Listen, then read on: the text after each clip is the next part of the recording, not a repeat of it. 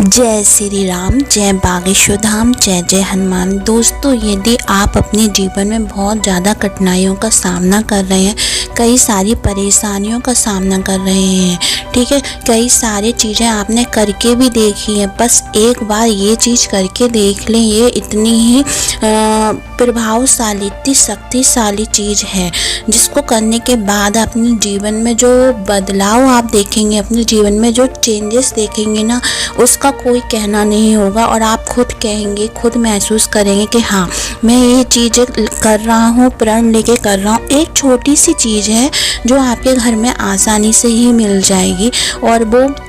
इतनी प्रभावशाली चीज़ है, इतनी शक्तिशाली चीज़ है, ऐसी चीज़ है कि जिसको बिना पैसे खर्च किए आप कर सकते हैं। और वो बिना ही कोई आपको, इसमें ये नहीं है कि मुझे समय नहीं मिलता है, मुझे ऐसा कोई वो टाइम नहीं है, मैं ऑफिस जाता हूँ, मैं ऐसा नौकरी करता हूँ, व्यापार करता हूँ, मुझे समय नहीं है, मैं नहीं कर सकता, मैं कोई पूजा पाठ नहीं कर सकता, मैं कोई माला जप नहीं कर सकता, मैं भगवान के पास से ज़्यादा समय तक नहीं बैठ सकता, क्योंकि आज के समय में बहुत कम लोगों को टाइम होता है, ठीक है, समय नहीं मिलता है। तो मैं ऐसी एक चीज़ बता रही हूँ जिसको आप करेंगे तो आपके जीवन में जो भी परेशानी आ रही है, किसी से भी संबंधित आ रही है, वो 101% ठाकुर जी दूर करेंगे ही करेंगे, क्योंकि ये इतनी मानी हुई और शक्तिशाली चीज़ है, और इसका प्रभाव इतना अच्छा होता है कि आप खुद महसूस करेंगे। क्योंकि ये चीज़ें हम अपने जीवन में भूल ही गए हैं, जो प्राचीन काल से चली आ रही है,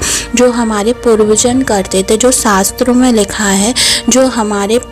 बड़े बड़े महात्माओं ने बताई, हम उन चीज़ों को भूल गए हैं, ठीक है, उन चीज़ों को मानते ही नहीं है। पर आप इन चीज़ों को यदि अपने जीवन में उतार लेंगे और फिर वो चीज़ें प्रण लेके करेंगे ना, तो आप समझ लेंगे कि आपके जीवन में कितनी बड़ी चीज़ आ रही है, कितना बड़ा बदलाव आ रहा है, कितना बड़ा चेंजेस आ रहा है। आप खुद इस चीज़ को महसूस करेंगे। तो दोस्तों, उसको ज़रूर करें। यदि आपके कोई भी काम काज आपके बनते नहीं हैं, आप बहुत ज़्यादा परेशान रहते हैं, ठीक है, आपको किसी भी चीज़ में तरक्की नहीं मिल रही है, आपको हर काम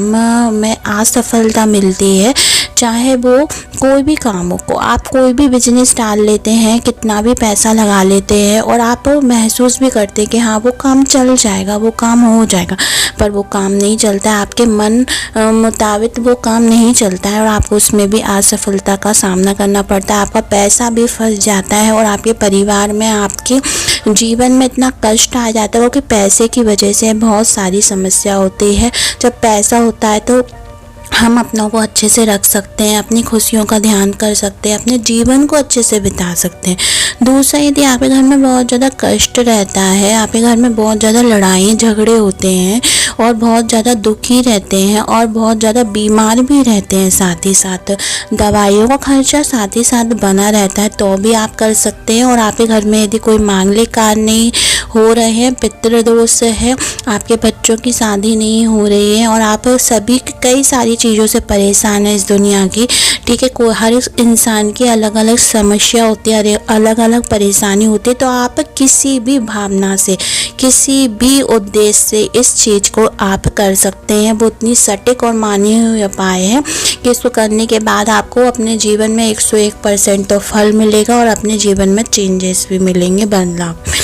तो दोस्तों, उसको जानने से पहले हमारे चैनल पर यदि पहली बार आए हैं तो सब्सक्राइब कर दें, आपको जिससे ऐसी रोचक भरी, ज्ञान भरी जानकारियाँ मिलती रहेंगी। दोस्तों, मैं बात कर रही हूँ इन सब चीज़ों से उभरने के लिए, हटाने के लिए, अपने जीवन में खुशियाँ और सुख में जीवन बिताने के लिए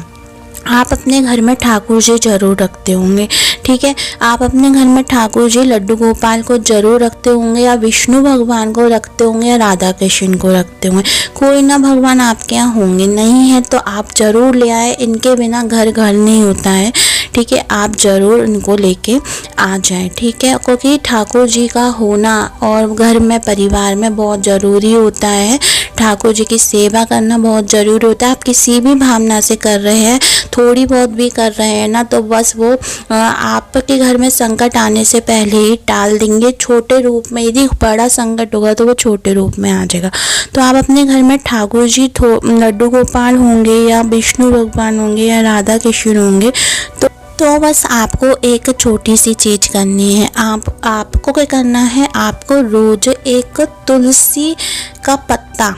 केवल एक तुलसी का पत्ता, पर जिस दिन से करेंगे आप, जैसे सोमवार से करें या शुक्रवार से करें, ठीक है, सोमवार शुक्रवार में से करें, ठीक है। बस एकादशी का ध्यान कर ले कि एकादशी ना हो उस दिन, और ना ही रविवार हो ना ही बुधवार हो, सोमवार या शुक्रवार में से करें। बस सोमवार शुक्रवार को एकादशी देख ले कि 11 तो नहीं है, ठीक है। उसके बाद आपको क्या करना है, एक तुलसी का पत्ता लेना है, उसको पीले चंदन से उसके ऊपर आपको क्या लिखना है, राधा,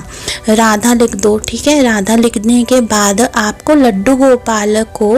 पहला पत्ता जब पहले दिन चढ़ाएंगे तो ये